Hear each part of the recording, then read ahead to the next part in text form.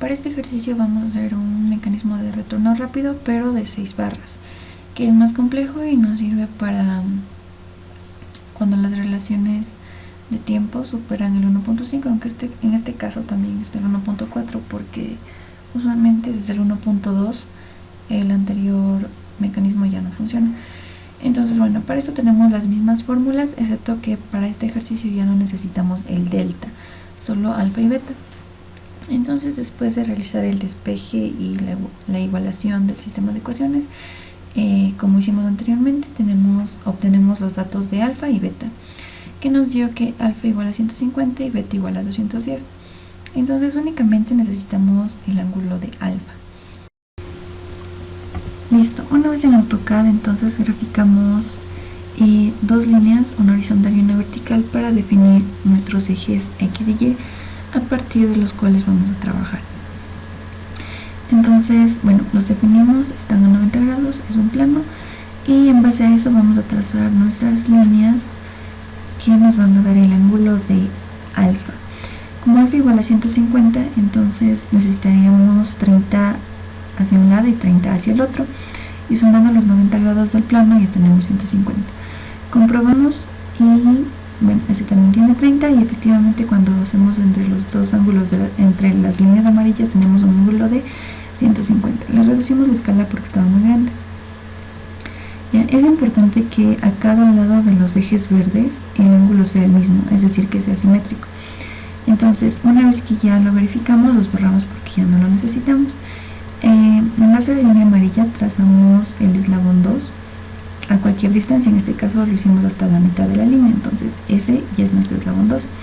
Después extendemos el eje X porque necesitamos trabajar ahí para los demás eslabones.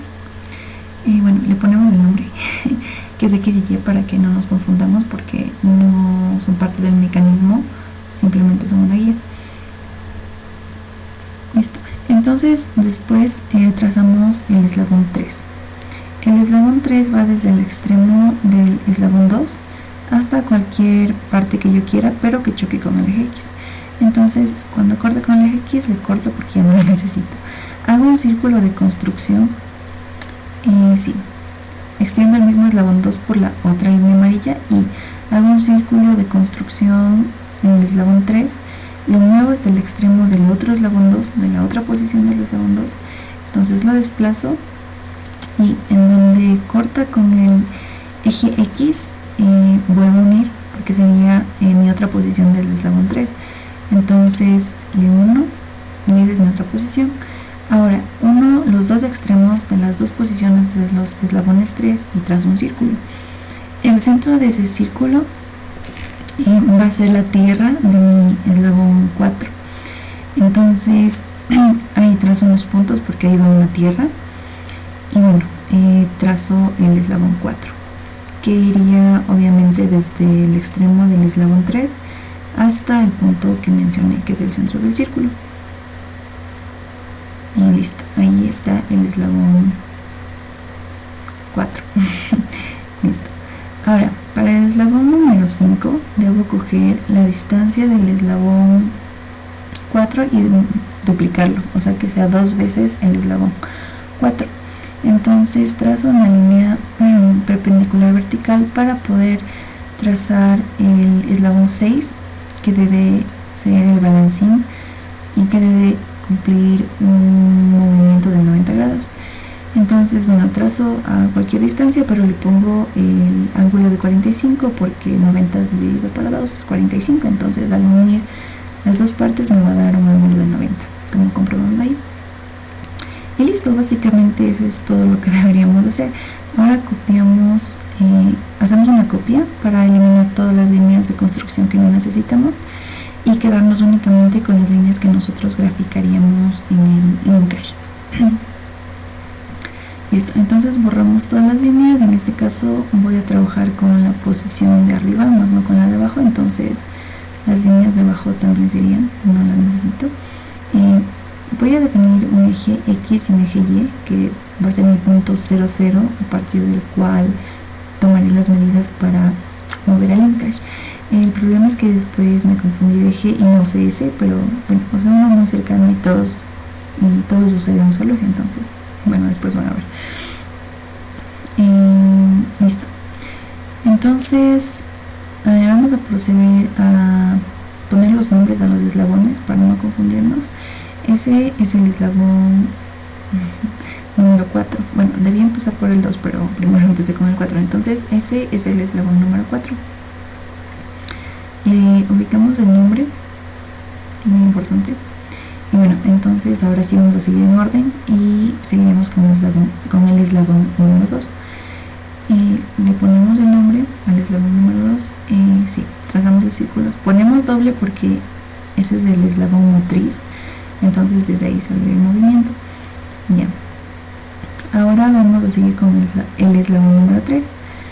Igual le ponemos el nombre, le cambiamos de color para diferenciarlo y ese es el eslabón número 3. Listo. Entonces el 4 ya lo tenemos, así que procedemos con el 5. Borramos las líneas que no necesitamos simplemente para hacer un solo eslabón.